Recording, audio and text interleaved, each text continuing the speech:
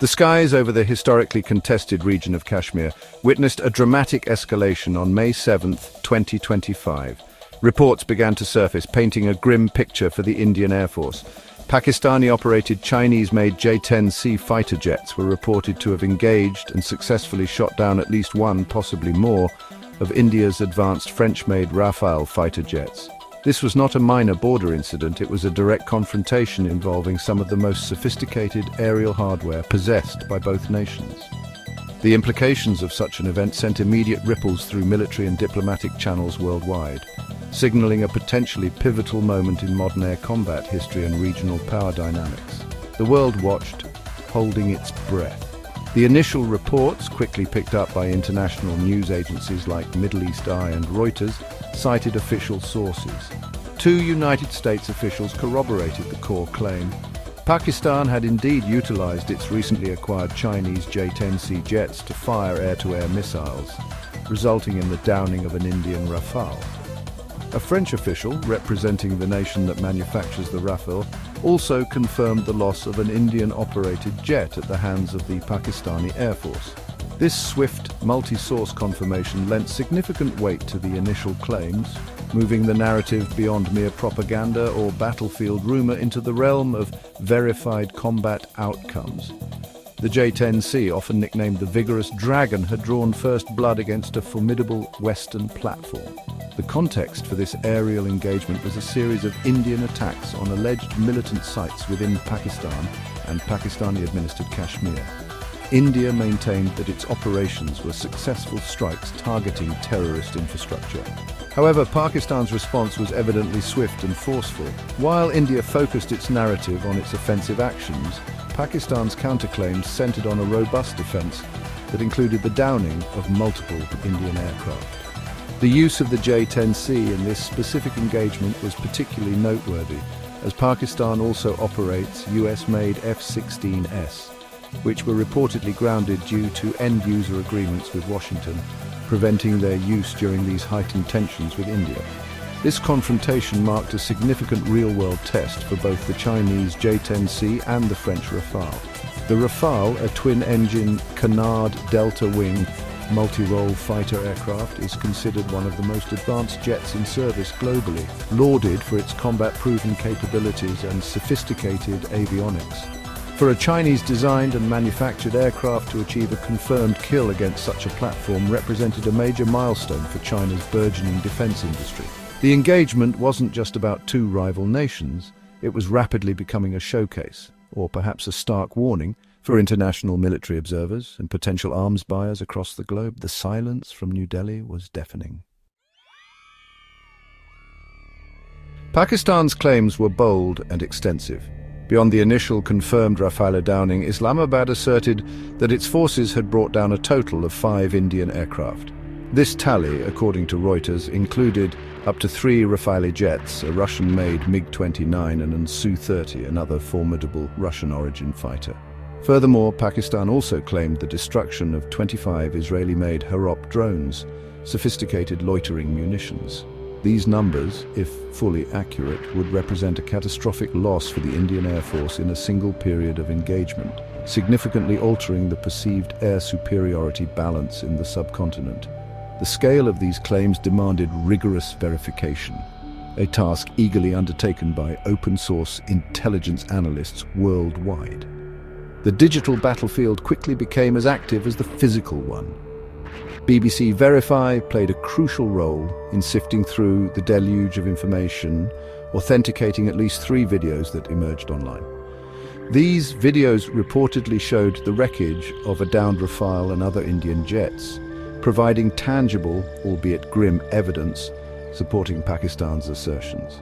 Debris consistent with the French-made fighter jets flown by the Indian Air Force was also reportedly found in Indian-administered Kashmir's Pulwama district on May 9, 2025.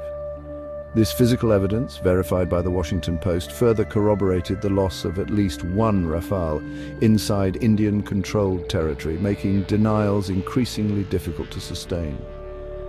Despite the mounting evidence from multiple sources, including US and French officials and verified visual media, India maintained a conspicuous silence regarding the loss of its aircraft, particularly the Rafale. New Delhi's official statements focused solely on the success of its strikes against what it termed terrorist infrastructure within Pakistan. This lack of acknowledgement or comment on the downed jets created an information vacuum, allowing speculation to thrive. The international community, including major world powers like the United States, Russia, and China, watched with concern, issuing calls for calm and de-escalation in the volatile region, wary of the potential for a wider conflict. The specifics of the engagement, particularly the performance of the missile systems involved, became a subject of intense scrutiny. Open-source intelligence experts began a deep dive into analyzing the effectiveness of China's PL-15 air-to-air missile, the likely armament on the J-10Cs, against the European Meteor missile, a beyond-visual range air-to-air missile used by the Rafale jets. The Meteor is widely regarded as one of the most advanced missiles of its kind. If the PL-15 had indeed outmatched or successfully engaged a Rafale equipped with Meteors, the implications for air combat doctrine and missile technology hierarchies would be profound, challenging established Western dominance in this critical area of aerial warfare. In any aerial engagement, the skill and training of the pilots are paramount factors. The men and women operating these highly complex war machines make split-second decisions under immense pressure, where a single error can mean the difference between victory and death. While the performance of the aircraft and their weapon systems are critical, the human element, the pilot's situational awareness, tactical acumen, and ability to push their aircraft to its limits remains at the core of air combat. The Pakistani pilots flying the J-10Cs would have required considerable skill to successfully engage and down a sophisticated aircraft like the Rafale, even with an advanced missile like the PL-15. Their training and doctrine clearly proved effective on this day. Conversely, questions inevitably arise about the performance of the Indian pilots. Flying the Rafale, a platform known for its maneuverability and advanced sensor suite, they faced a determined adversary. While the provided research notes do not explicitly mention pilot error as a contributing factor to the Rafale's downing, any after-action analysis by the Indian Air Force would undoubtedly scrutinize every aspect of the engagement, including tactical decisions made in the heat of battle, adherence to established protocols, and the effectiveness of their own training against the tactics employed by the Pakistani J-10C pilots. Understanding the human factors involved is crucial for learning lessons and adapting future training and operational procedures.